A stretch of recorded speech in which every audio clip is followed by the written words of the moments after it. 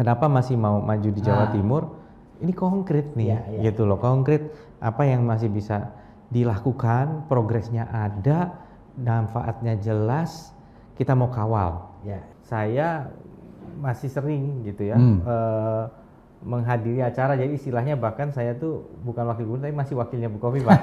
Karena seringkali acara-acara yang awalnya mengharapkan Bukofifah hadir tapi Bukofifah berhalangan, itu tidak keberatan tuh pengundang, ya sudah yang datang Mas Emil aja. Ketimbang mengatakan dia nggak cocok, lebih parah sekalian aja orang yang di sebelahnya lebih bagus dari dia, itu kan gitu. Jadi saya menganggap itu wujud satir yang kemudian ya tetap disikapi dengan Wallace lah.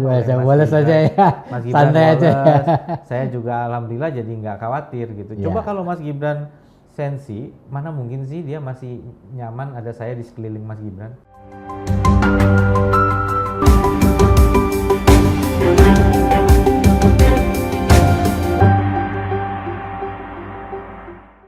Assalamualaikum warahmatullahi wabarakatuh. Salam damai sejahtera buat kita semua. Om Swastiastu, Namo Buddhaya, dan salam kebajikan.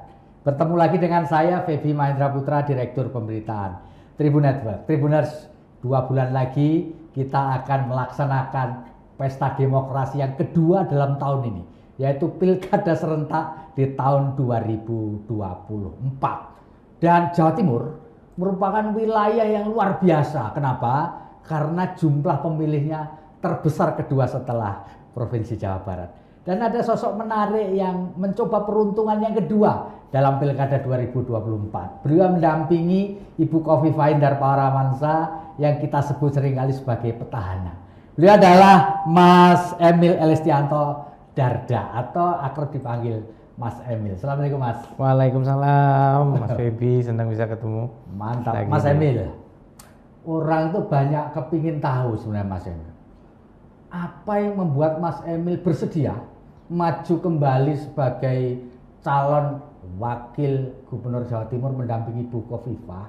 Padahal orang banyak tahu nih, Mas Emil ini disebut akan membantu Pak Prabowo Gibran dalam kabinet ke depan. Sudah sering disampaikan oleh beliau-beliau, baik oleh Pak Prabowo sama Pak Gibran. Gimana ini ceritanya Mas Emil ini? Jadi boleh dong ceritanya? Udah mendengar langsung ya? Iyalah, kan udah bukan jadi rahasia lagi. Ternyata ya, yang dengan asumsi bahwa ternyata Mas Feby sudah tahu apa yang memang terjadi. Ya bagi saya pertama, tawaran itu adalah satu kehormatan besar ya, untuk bisa mengabdi membantu Presiden dan Wakil Presiden terpilih. Dan prinsipnya kami sekali lagi sebagai anak bangsa harus siap. Namun demikian kami juga ada dalam sebuah mandat ya, amanah yang telah diberikan sejak bulan Desember 2023 untuk mendampingi Ibu Khofifah dalam Pilkada 2024, yaitu dari surat pencalonan yang disampaikan oleh Ketua Umum Partai Demokrat, dan itu tentu dengan sepengetahuan dan sepersetujuan dari Ketua Majelis Tinggi Partai, dalam hal ini Bapak Susilo Bambang Yudhoyono atau Pak SBY. Nah, maka pada saat ada penyampaian dari Presiden terpilih, terus ada amanah yang sempat disampaikan beberapa bulan sebelumnya oleh Presiden ke-6 Republik Indonesia, Pak SBY, itu kan sudah ranahnya suhu-suhu tuh untuk menentukan kita sebagai anak bangsa harus siap untuk ditugaskan di mana saja. Tapi saya pribadi tentu wajar sebagai Wakil Gubernur Jawa Timur periode 2019-2024 punya ikatan batin lah untuk melanjutkan hal-hal yang saya lihat itu peluangnya luar biasa bagi pembangunan Jawa Timur. Artinya apa yang sudah dilakukan on the track, tinggal diterusin gitu ya kira-kira. Contoh misalnya, kan banyak yang mungkin nggak menyadari bahwa dari Pasar Turi, Gubeng, Wonokromo, Waru yang merupakan jantungnya dari Surabaya Raya, bukan Surabaya tapi Surabaya Raya, keretanya itu masih single track, masih belum listrik. Sedangkan cita-cita ada dong masyarakat pengen punya komuter lain yang menggunakan KRL misalnya. Pengen kapasitasnya bisa banyak gitu. Nah inilah yang kemudian alhamdulillah hasil kerja sedemikian lama kami oleh Pak Menteri Perhubungan waktu itu, kami tahun 2019 dari tahun 2019 kita ketemu, saya dititipi pesan. Karena kata Pak Menteri Perhubungan, Mas Emil ini orang infrastruktur. Dulu di Bank Dunia, terus di penjaminan infrastruktur. Kawal ini proyek Surabaya Regional Railway Line dengan KfW Bank Jerman supaya bisa berjalan. Jadi itu amanah ya, semacam amanah.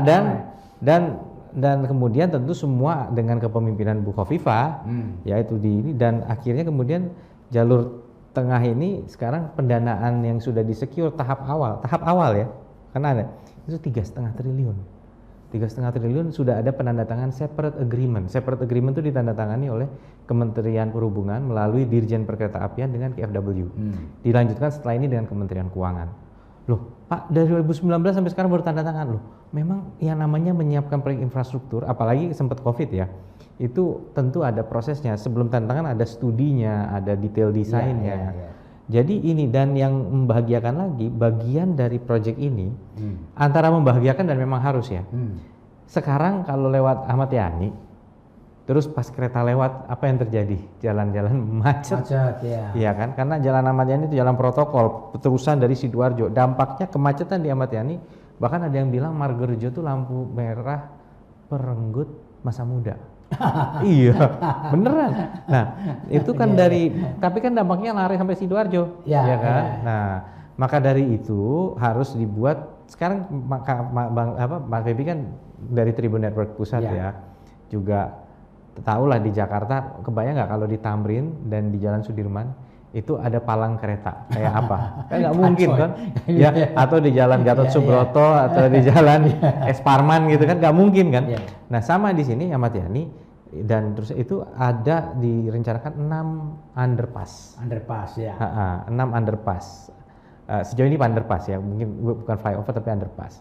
Nah, itu tujuannya untuk menghilangkan perlintasan sebidang. Karena ini baru kereta sekarang, kalau sudah di double track dan dibangun ketemu 3 kali lipat kapasitasnya. 3 kali lipat lebih sering tutup palang itu kan nggak mungkin. Nah, jadi ini yang saya balik lagi kepada kenapa masih mau maju di Jawa Timur. Ini konkret nih, gitu loh, konkret apa yang masih bisa dilakukan, progresnya ada, manfaatnya jelas, kita mau kawal. Kita punya cita-cita untuk menjadikan Jawa Timur sebagai kawasan ekonomi digital.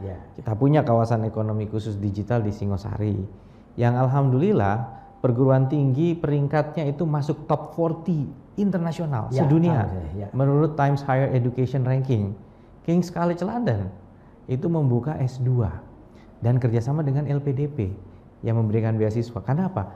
LPDP punya keinginan mendidik anak-anak terbaik bangsa seluas-luasnya di perguruan tinggi yang terbaik di dunia. Tapi bayangkan kalau diselenggarakannya di Indonesia, itu sudah pertama tuition fee-nya juga diberi yang lebih kompetitif. Kemudian biaya hidupnya biaya di sini, ya kan? Nah, ini mungkin kalau dikirim ke sana hanya bisa 1 mahasiswa, kalau di sini bisa beberapa mahasiswa. Jadi jangkauannya jadi lebih besar. Nah, ini kehormatan bahwa yang dipilih adalah Malang. Bahkan ada seorang yang nge-tweet ya di Jagat X ya. Dia nge-tweet dan bahagia karena dia juga dapat email dari LPDP untuk ikut, tapi komentar orang, serius di Malang, serius gitu kan. Padahal kenapa? Malang kan kota kampus ya. Betul. Ada Brawijaya, ada UMM, ada banyak lah, saya nggak mungkin UIN, Maliki Malang, Unisma, ya terus UM kan, banyak lah pokoknya kampus banyak lah, BINUS dan lain sebagainya. Itu kota pelajar, cocok dong gitu. Jadi dan ini tahap selanjutnya bagaimana kawasan ekonomi digital ini menjadi sebuah katalis, karena selama ini animator kita, pakar animasi, anak-anak muda itu nyarinya ke Nongsa, pergi ke Batam. Padahal sebenarnya mereka ingin sekali bisa tetap ada di Jawa Timur.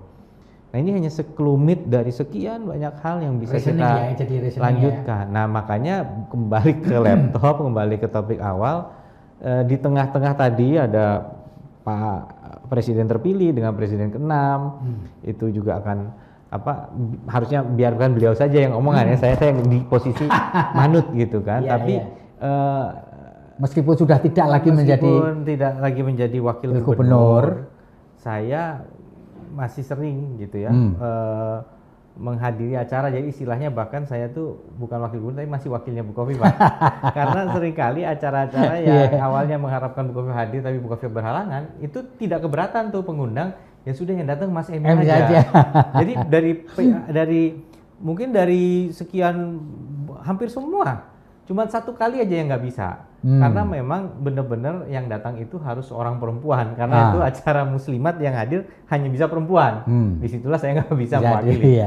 Tapi di acara yang lain itu semuanya saya diterima dengan ya alhamdulillah pengundang juga berkenan gitu bahwa yang mewakili saya. Nah itu jalan terus kan gitu, jalan terus, bukan dengan maksud untuk mengatakan no kepada wacana tadi mengenai tawaran dari beliau lah ya, tapi lebih kepada ya ini ya tadi karena saya berasa belum ada pada satu fase di mana saya tidak diperkenankan untuk melanjutkan kebersamaan ini gitu. Saya masih itu ya, saya masih menunggu arahan lebih lanjut. Nah, sampai sebuah titik tonggak di mana Bapak Ketua Umum Partai Golkar saat itu Pak Erlangga Hartarto ya, kemudian mengundang untuk menyampaikan rekomendasi pencalonan pilkada sebagai pasangan.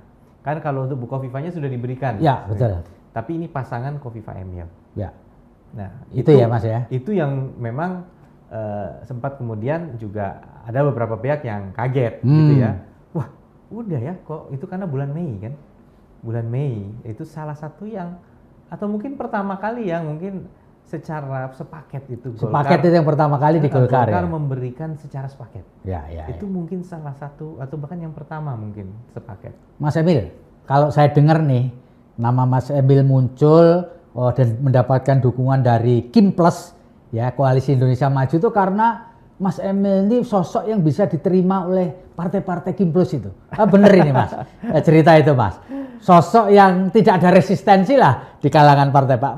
Mas Emil merasa itu enggak berteman dengan semua pihak? Kalau berteman, saya berharap ini gayung bersambut. Saya sendiri berusaha untuk menjadi kawan baik dengan semua elemen partai. Meskipun memang saya ada amanah untuk memimpin kepengurusan Partai Demokrat di Jawa Timur, tapi saya juga selalu memposisikan diri, terutama dalam kapasitas saat menjadi wakil gubernur, itu istilahnya Bu Khofifah itu equidistant atau jaraknya sama. Menjaga jarak yang sama. Jadi jangan sampai partai kemudian merasa ada beban psikologis karena saya adalah ketua salah satu partai kan gitu kan. Ada masanya saya menjalankan tugas-tugas kepartaian pasti, tetapi saya juga bisa bersinergi dengan seluruh partai gitu. Nah, ini yang senantiasa saya junjung tinggi gitu sebagai wakil gubernur yang terutama diusung oleh lebih dari satu partai begitu. Nah, jadi kalau tadi ditanya tidak ada resistensi, saya tentu berharap demikian. Saya tidak bisa mengklaim ya secara sepihak. Tapi memang kan nggak ada yang keberatan memang. Pada prinsipnya kan nggak ada kan? Alhamdulillah. Iya kan? Tidak ada suara-suara aneh gitu kan nggak ada. Dari sowan saya dengan ketua-ketua partai di Jawa Timur, itu alhamdulillah memang gayeng. Gitu. Gayeng ya. Dan gayengnya karena bukan pas waktunya pilkada ini saya ketemu beliau-beliau. Ya memang selama saya jadi wagub itu saya sering sowan judulnya malah sowan atau cangkruan dengan ketua-ketua partai gitu. Jadi nggak dilala istilahnya nggak ujuk-ujuk gitu. Nah, terus tadi jadi artinya saya, tapi gini loh masalahnya, kalau saya ngomong bahwa saya tidak ada resistensi, orang tidak ada resistensi pada saya, kesannya yang lain tuh ada resistensi kesannya. Padahal saya tidak mau mengklaim begitu. Saya rasa banyak nama-nama yang baik juga, tokoh-tokoh yang kredibel juga, yang sebenarnya berpotensi juga. Cuman begini, kadang-kadang kalau sesuatu sudah berjalan dengan baik, masa sih nggak dilanjutkan aja? Mungkin disitulah orang akhirnya berpikir, ya Ya itu udahlah. di situ value-nya ya, Iya. nilainya di situ ya. Bahwa iyalah, ya udah. Ngapain juga nggak aja. dilanjutin ya? Toh memang betul bukan hanya dia tokoh yang bisa diterima, tapi karena dia incumbent, Bukofifahnya juga alhamdulillah masih berkenan. Ya sudah, ketimbang nanti kan wajar dong partai ini ingin gitu kan, kemudian nanti menemukan nama walaupun ujung-ujungnya bisa ada di dia, tapi kan proses itu kan beresiko. Ya. Dan kita tahu lah bahwa seluruh Indonesia nih Kim ini berusaha juga melakukan penyelarasan pencalonan kan gitu ya. Mungkin itu juga yang saya dengar dari para fungsionaris partai-partai politik yang mengusung kami, sehingga ya saya ini istilahnya keparingan rezekinya lah bahwa beliau-beliau lebih memilih jalan yang paling adem dalam proses penentuan untuk Jawa Timur. Sudah Bukofifah ikuti keinginan Bukofifah, dan emang ini kebetulan juga pasangan incumbent, komunikasi selama ini juga tidak ada masalah. Jadi nggak memulai dari nol. Memulai dari nol, betul. Ya sehingga beliau bisa konsentrasi itu dengan provinsi-provinsi yang lain. Apalagi Jawa Timur kan selalu dianggap sebagai provinsi yang juga besar secara jumlah elektoralnya, sehingga kalau ini sudah clear, mudah-mudahan satu PR besar sudah terlalui kira-kira gitu. Mas Emil, yang kepingin orang tahu juga komunikasi dan hubungan Mas Emil dengan Pak Prabowo dan Mas Gibran itu selama ini gimana? Apakah juga secara pribadi? Tadi kan saya sampaikan kita udah mendengar, tapi kan itu yang terpublish. Apakah selama ini memang keinginan Pak Prabowo Gibran itu juga sudah disampaikan secara pribadi dan langsung kepada Mas Emil? Yang jenengan tahu itu disampaikan di publik ya? Itu yang disampaikan di publik kan? Di hadapan ribuan orang gitu ya. Secara pribadi ginilah, saya ada etika juga ya, untuk saya tidak membuka apa yang kami bicarakan dengan Bapak Presiden terpilih maupun Wakil Presiden terpilih, dan saya rasa ya artinya kan apa yang disampaikan ke publik begitu pula yang disampaikan kepada Mas Emil secara pribadi kan, mestinya kan begitu, betul nggak Pak? Kira-kira kesimpulan saya benar nggak Pak? Ada benarnya bahwa pernah terbahas juga, tetapi konteksnya lebih eksploratif ya. Jadi dalam sebuah konsep pembahasan yang lebih terbuka. Artinya bukan seperti iya apa enggak ini atau itu gitu, enggak begitu, tapi bahwa ada discuss gitu ya. Ada sebuah senario yang memang melibatkan banyak sekali pihak, masuk saya di dalamnya, dan disitulah kemudian juga dilihat konfigurasi nasional maupun pilkada di dalam konstelasi itu gitu. Jadi lebih cair, saya tidak bisa kemudian mereduksi itu menjadi sebuah yes or no question. Dan akhirnya justru kita tahu bahwa Pak Prabowo sendiri yang menyerahkan surat rekomendasi di Kertanegara kepada Bukofifah dan saya, dengan selang waktu yang tidak terlalu jauh sebenarnya dari Golkar menyerahkan surat rekomendasi. Mas, tapi memang Mas Emil itu sering diajak diskusi sama Pak Prabowo dan Mas Gibran.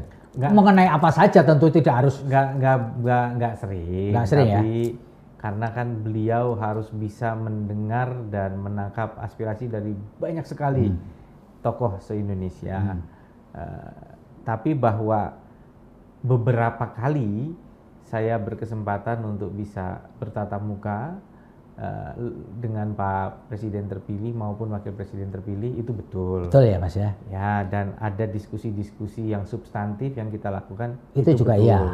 Tapi saya juga mendengar dan meyakini banyak tokoh-tokoh luar biasa di Indonesia, dan Pak Prabowo juga luar biasa menyediakan waktu untuk berdiskusi dengan banyak sekali tokoh di Indonesia. Begitu pula Wakil Presiden terpilih Mas Gibran, hobinya adalah menyerap aspirasi. Bahkan Mas Gibran seringkali juga mengundang anak-anak muda dari sektor ekonomi kreatif untuk cangkruan santai, kadang sambil main futsal, sambil ngobrol, sehingga sangat kekinian ya dalam memahami realita landscape ekonomi kreatif dan digital.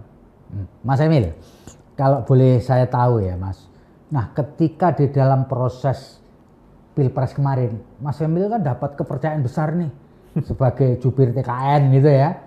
Artinya kan ini sebenarnya sejak dari awal ini kan sudah dielus-elus ini, betul nggak Mas? Ya kan?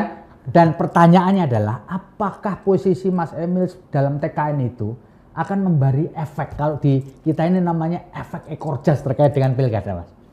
Yang menarik sebenarnya saya jubir TKN kan line up-nya sudah diumumkan sebelumnya, ya. Tidak ada nama saya di dalamnya. Tapi kemudian saya diminta menjadi jubir. Ya.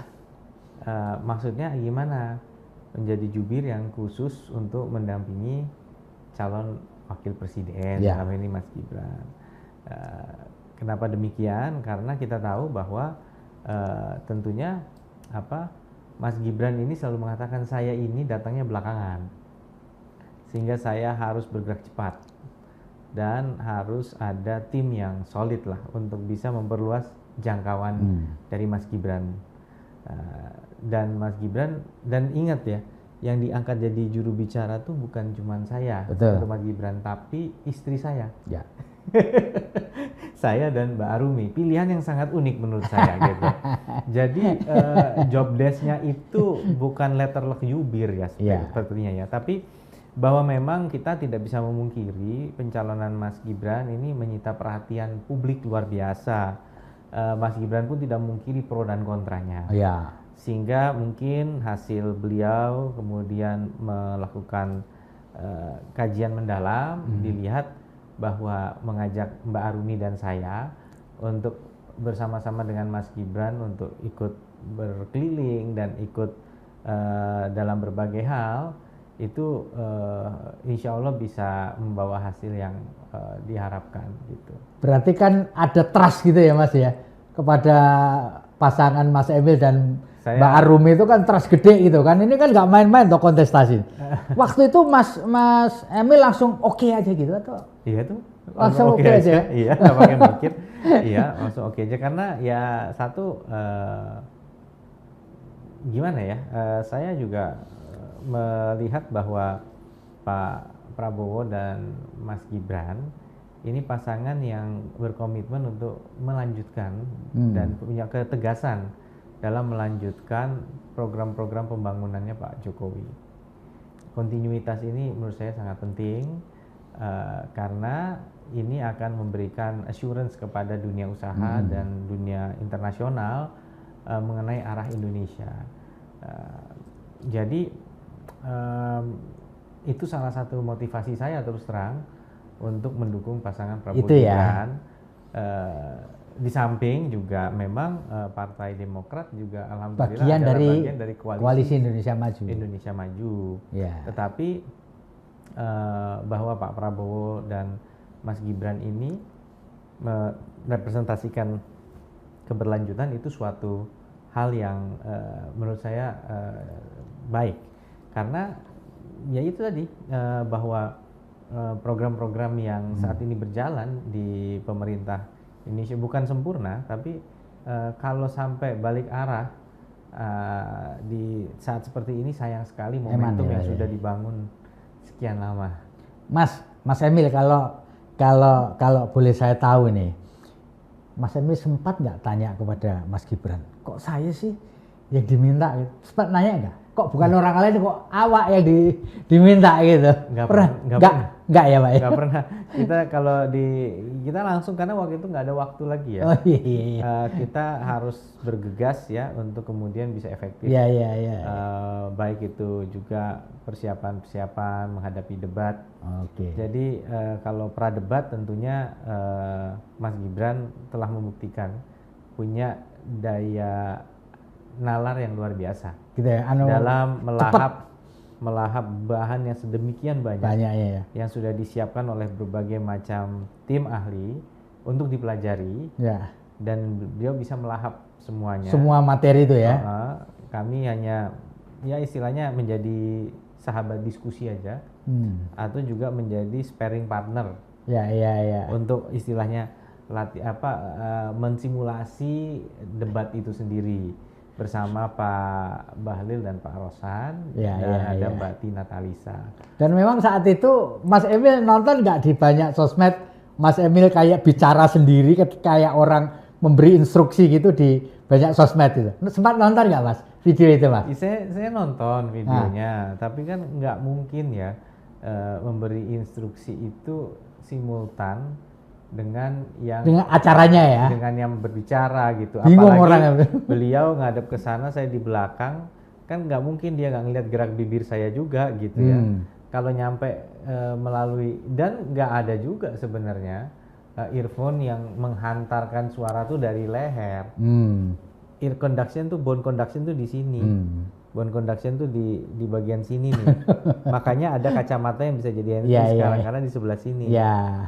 Tetapi Mas Emil sempat nonton ya video-video yang beredar. Seolah-olah Anda memberi instruksi. Banyak yang percaya. Saya juga kaget gitu. Sampai hari ini juga ada. Ini yang kemarin bisikin. Saya cuman, aduh, saya nggak enaknya begini. Maksud saya, ya itu menihilkan betul bahwa Mas Gibran itu sebenarnya kerja keras luar biasa, mempersiapkan diri untuk debat. Dan ya disitulah beliau membuktikan dan mematahkan anggapan orang mengenai Mas Gibran selama ini gitu, karena ternyata beliau punya kapasitas intelektual yang sangat mumpuni. Tapi waktu itu Mas Emil sempat nggak baca komentar-komentar yang menyebut sebenarnya orang ini yang pantas jadi cawapres itu, pernah nggak? Ya, orang ini tuh maksudnya Mas Emil yang pantas gitu. Iya, tapi kan kadang-kadang orang melontarkan itu bukan karena cinta saya, tapi hanya ingin menyerang Mas Gibran aja gitu loh. Apa yang paling bagus kalau untuk menyerang ya sudah, kita omongin aja bahwa yang dampingi justru lebih layak. Itu kan sebenarnya wujud satir. Satir. Itu cara satir untuk menyerang Mas Gibran gitu. Ketimbang mengatakan dia nggak cocok, lebih parah, sekalian aja orang yang di sebelahnya lebih bagus dari dia, itu kan gitu. Jadi saya menganggap itu wujud satir yang kemudian tetap disikapi dengan Wallace lah. Wallace aja ya. Mas Gibran Wallace. Saya juga alhamdulillah jadi nggak khawatir gitu. Coba kalau Mas Gibran sensi, mana mungkin sih dia masih nyaman ada saya di sekeliling Mas Gibran. Itulah hebatnya. Diomongin kayak begitu, kan pasti kan nggak nyaman dong. Betul. Harusnya dengan saya. Mas Gibran alhamdulillah masih baik-baik saja gitu, saya ada di sampingnya gitu, nggak ada masalah kan gitu. Jadi beliau orangnya Wallace gitu, jadi nggak terganggu lah dengan kata-kata itu. Saya yakin beliau juga pasti tahu banyak yang berkomentar gitu. Mas Emil, nah tadi kan Anda terus berada di aktif di sekitar Mas Gibran dan TKN, itu membawa efek ekor jas buat pilkada di Jawa Timur nggak buat Mas Emil?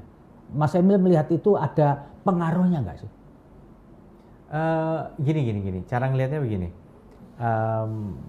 kalau kotel effect itu kesannya satu arah ya, artinya seakan-akan satu mempengaruhi yang lain secara unidirectional.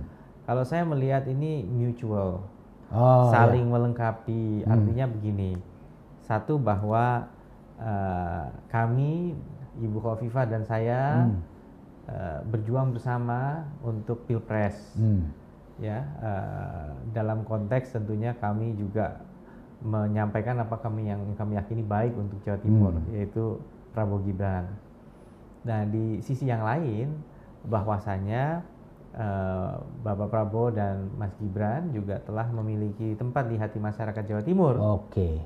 Yang kemudian pada saat ketemu dengan kami yang juga selama ini istilahnya kami mengabdi untuk masyarakat Jawa Timur, ini menjadi penguatan yang sama. Artinya mungkin kalau misalnya kemarin itu kekuatan dari pemilihan presiden adalah orang lain gitu ya, bukan dan saya, tapi memperkuat, mungkin faktor ekor jas akan lebih berperan di situ kan, karena apa, ya Pak Prabowo membantu, atau sebaliknya malah orang-orang akan punya preferensi yang agak jadi orang jadi galau gitu loh.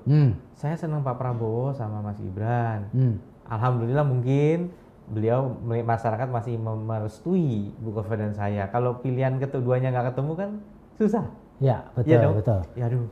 Dan kebetulan ini ketemu kan? Pak Prabowo sama Mas Gibran kok seleranya yang lain ya gitu kan. Sedangkan Bu Kofifa dan Mas Emil saya masih oke lah dengan mereka, masih berkenan gitu kan. Artinya saling melengkapi kan, Mas. Ini ketemu kan ini kan, betul kan ya? Iya kan, melengkapi kan. Jadi kami juga tentunya bersyukur atas endorsement yang diberikan oleh Pak Prabowo dan Mas Gibran, apalagi Pemprov ini kan kepanjangan tangan pemerintah pusat. Iya. Kadang-kadang orang tuh suka berpikir bahwa menilai kinerja dari pemerintah provinsi gitu ya. Saya pengen tahu Pemprov tuh udah ngerjakan apa aja sih gitu kan. Ya. Nah, itu memang harus dilihat kewenangannya kan gitu. Jadi tentu sebenarnya semua yang ada di kehidupan masyarakat di sini kita juga ikut punya andil gitu ya. Tapi kadang yang salah adalah kalau kemudian ini jalanan saya bagus di depan rumah gitu kan. Tapi itu kan kerjaannya pemerintah kota. Artinya Pemprov nggak ngapa-ngapain. Lo tunggu dulu. Yang harus dilihat adalah misalnya sekarang SPP di sekolah negeri sudah ditiadakan. Yang masih menjadi hal yang diperdebatkan adalah sumbangan komitenya misalnya. Ya, betul. Tapi tidak ada yang bisa meragukan bahwa SPP-nya sudah nggak ada. Kalau dulu ada dua, ada SPP, ada sumbangan komite. Sekarang SPP-nya sudah hilang kan gitu kan. Sudah tidak ada sumbangan komite, terus dilakukan pendisiplinan agar tidak dipungut secara wajib gitu kan. Nah, ini kan hal-hal yang kemudian menjadi kewenangan dari Pemprov ya gitu. Jadi dalam melihat ini kadang-kadang kalau misalnya pemerintah pusat, provinsi itu justru fungsinya adalah menjadi kepanjangan tangan pemerintah pusat, menjaga kemudian sinergi lintas hierarki. Contoh, waktu ada bansos untuk COVID-19 tahun 2020, pada saat itu kurang lebih 1,4 juta nama-nama yang belum menjadi penerima, ya, belum menjadi penerima bansos itu harus dikasih bansos. Bayangkan dalam waktu yang sedemikian singkat itu harus tereksekusi gitu. Bahkan non DTKS itu untuk diintegrasikan. Nah, akhirnya kami berinisiatif mengumpulkan karena pada hari terakhir menjelang closing masih ada beratus-ratus ribu orang kuota yang belum terpakai. Gitu ya. Belum terpakai dan itu ya sudah bisa hangus gitu saja. Akhirnya kami bikin WA group yang berisikan kepala-kepala dinas sosial dari seluruh Jawa Timur. Kami bersyukur pada saat itu kepala Pusdatinnya, Pusat Data Informasi, berkenan ikut di grup WA. Sehingga apa? Masalah-masalah teknis itu langsung selesai. Akhirnya kita bisa kemudian mengatasi semuanya menjelang deadline itu sehingga hampir semuanya terserap. Nah, ini kan contoh peran provinsi menjadi jembatan untuk hal sederhana kan, Wagub. Tapi kalau bukan Wagub yang bikin grup WA, mungkin orang nggak serius itu gitu, karena ini kan waktunya tinggal sedikit, pertaruhannya besar karena harus segera didistribusikan. Saya bikin grup WA, jadi kesannya langsung diperhatiin. Kepala dinas sosial yang agak-agak lama ini langsung saya bel bupatinya. Ini sih dari 38 daerah, ini hanya 3, salah satunya daerah jenengan nih belum. Langsung, langsung gitu. Reaksinya cepat ya. Iya, nah itu namanya crisis management. Crisis management yang membutuhkan kehadiran dari Pemprov. Mungkin kan yang ada di WA group, kecuali hari ini akhirnya saya cerita, masyarakat kan nggak saya tahu besoknya, hei masyarakat, saya bikin WA group loh, kan nggak gitu. Kita bikin, tapi hari ini karena Mas Feby nanya, saya ceritakan cerita-cerita balik layar. Nah, saya menganggap bahwa kampanye ini juga momen untuk menyampaikan cerita-cerita balik layar, Mas. Cerita-cerita balik layar. Mungkin publik berpikir apa yang terjadi ini autopilot gitu. Padahal sebenarnya ada jerih payah dari insan-insan yang mengabdi untuk masyarakat. Bukan saya dan Bu Kofifa saja, tapi insan-insan masyarakat. Mas, ini tentu orang kepingin tahu juga.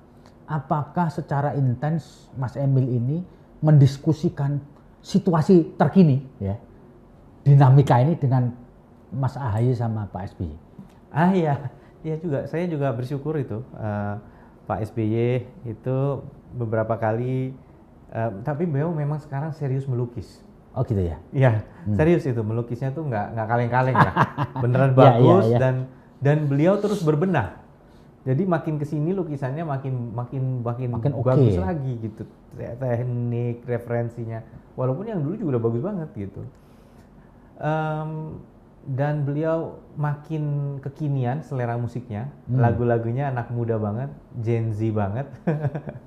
Dan beliau juga semakin antusias dengan klub voli Lavaninya. Ya. Nah, di sela-sela itu, Discuss. kalau pas lagi di Jawa Timur kita bisa bicara, dan selalu kalau dengan Pak SBY itu kita bicaranya global dulu. Apa yang terjadi di Eropa, di Amerika, global. Di tingkat dunia dulu ya Mas Ene ya? Iya, baik secara politik maupun trade, secara ekonomi global. Kemudian baru habis itu kita bicara mengenai, dan orang berpikir mungkin namanya mantan presiden bicaranya zaman saya, enggak ya? Pak SBY enggak gitu. Pak SBY bukan tipe orang yang saya tuh dulu ya, gitu. Enggak. Enggak. Beliau biasanya ngasih pengertian. Itu ya namanya presiden tuh ya susahnya tuh begini loh. Kayak jadi jelasin Pak Jokowi itu ini loh kesulitan yang mungkin nggak gampang diceritakan di depan layar gitu. Jadi ini ya mungkin ada hal-hal yang mungkin Pak SBY punya pendekatan yang berbeda dari Pak Jokowi, tapi beliau tetap bisa memaklumi dan memahami posisi itu gitu ya yang diambil oleh Pak Jokowi. Jadi kita mendengar cerita-cerita yang sangat inspiratif. Tapi Mas Emil, Pak SBY memberi pesan khusus nggak kepada Mas Emil terkait dengan kontestasi ini dan semacam wacana atau tawaran yang pernah disampaikan oleh Pak Prabowo untuk membantu? Ada pesan khusus nggak? Nggak ya? Nggak. Karena artinya mungkin belum tersampaikan ya dari Pak Presiden terpilih. Belum ya? Mungkin hasil rembuk juga. Gini kan yang namanya antara tokoh-tokoh besar, kadang kita pikir gampang ketemu terus apa aja bisa diomongin, padahal kan tokoh besar ketemu ini juga ada banyak sekali hal yang harus dibahas, sehingga ya terpaksa dipilah-pilah dulu sesuai tingkat kesiapannya. Iya. Jadi mungkin pada saat sebelum keputusan dari Partai Golkar untuk merekomendasikan Khofifah Emil untuk keluar, itu pembicaraan yang menjadi prioritas antara presiden terpilih dengan presiden ke-6 itu adalah hal-hal yang lain mungkin, sehingga ini belum sempat tersampaikan. Disesuaikan dengan tingkat urgensinya ya Mas ya? Iya, karena saya yakin apa, kalau sudah dibicarakan harusnya Pak SBY tipenya pasti akan membahas dan menyampaikan juga, atau Mas Ketum, Mas AHY ya, Mas Menteri ya, itu juga pasti akan menyampaikan. Bukan tipe yang kemudian dibicarakan terus dikekep aja oleh beliau. Enggak, pasti disampaikan beliau. Cuman rasanya mungkin belum disampaikan karena memang itu tadi masih ada hal-hal yang lebih urgent dalam tata waktu, lebih mateng dalam hal keputusan yang mau diambil tuh konsiderannya sudah lengkap.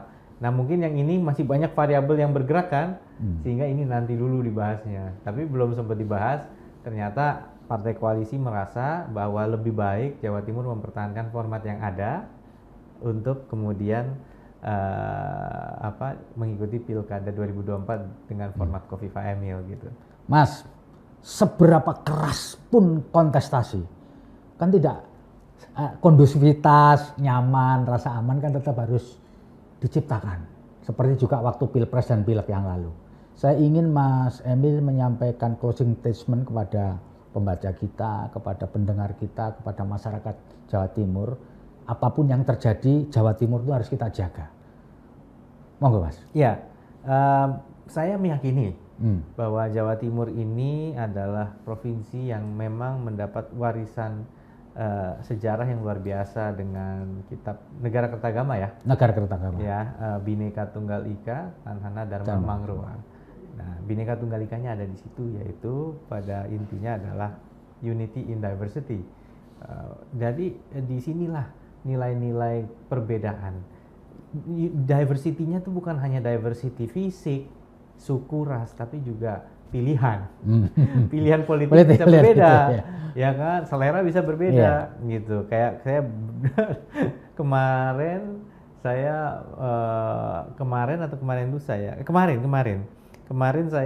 makan sarapan dengan perwakilan dari pemerintah Amerika Serikat ya. Dan mereka ada yang makan bubur untuk pertama kalinya, dan ada mazhab bubur diaduk, ada mazhab bubur dimakan dari pinggir ya kan. Sama, itu kan masalah selera gitu. Tapi kalau orang benar-benar fokus kepada perbedaan bukan apa yang menyatukan kita, tentu itu akan. Nah, Jawa Timur nih seyogianya